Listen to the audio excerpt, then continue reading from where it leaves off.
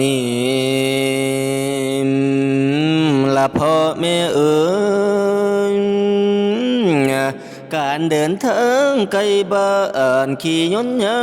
นหรือเดินยางชื่อว่าการเดินทางนับแต่เมื่อไก่ออกนาขันถึงแล้วกับบ่กลางเอ้ยอาเฮาย่มบ่ทันฮอดไกลคือไก่นี้เอาเหลือย่มเมื่อไปถึงจุดแม่นสิไก่โอ้ยก็คือไก่ในเมื่อลาวดีละมากับลุงมุ่งหน้าตมอยากกับความอยากพอคันเห็นหน้าหลวงพี่นางเฮาการเดินทางสิเมื่อยล้านางบอกว่าขอให้คิดอย่างเดียวล่ะคืออยากเห็นพบกันคู่แฟนประสงค์พอมนี่ติโน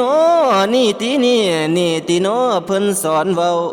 นะคนผู้มั่วกว่ากิเลสลากเป็นเหตุเบื่อเอืองตนให้คนทั่วเมื่อตารักกันมาพ่อบอกว่ารักทอฟ้าอีกหวังต่อทอรณีมีแนวใดขวางทางว่าสิฟันให้มันสิ้นหนักกว่าดินใหญ่กว่าฟ้าละตามภาษานิยมผู้อ่วนละพิสูจน์ดูหากสิหูผู้เคยแล้วสิทราบผลละสิทนน้ำนั่งลามโนราจนลังโอ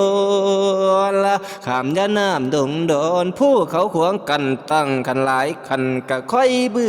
นบ่ยอมคืนบ่ยอมคู่บ่ยอมงูบ่ยอมตาม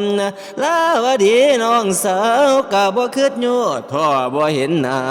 ละว่าสิบึงบ่ยอมคืนบ่ยอมคู่บ่ยอมงูให้คนสาตาบ่กดตีนบ่เหียน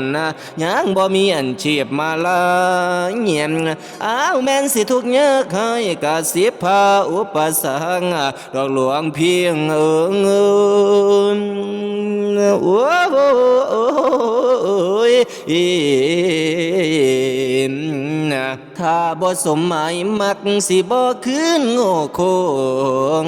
หงบ่กลายเป็นแห้งละหัวขิงแข็งบ่กลายเป็นดอกหัวคากายังดำอยู่จังกาลาวดีกาสิกาขันหมายหน้าอยู่ท่าเดียวขันข้าวเหนียวบ่กลายเป็นข้าวเจ้าเอาละหน่วยบักนาวบ่กลายเป็นละหมากเบอคำว่าฉันรักเธอละคนยังพูดปากเป้าบ่เศร้านี้หิงดอกอยู่เชิง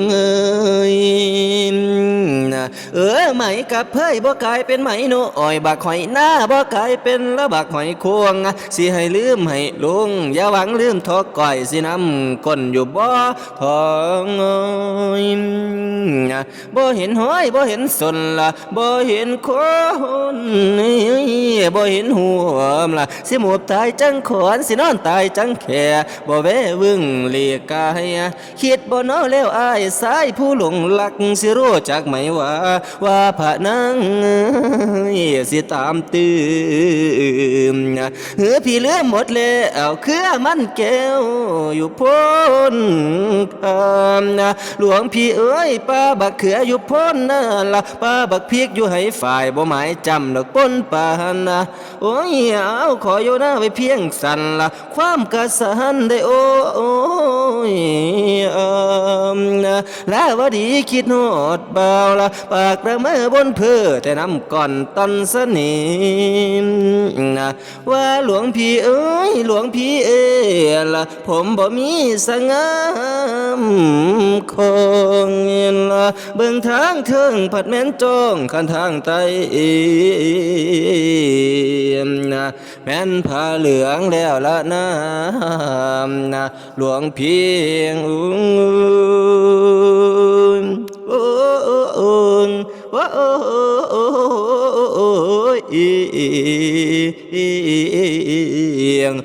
งโอ้ยนอม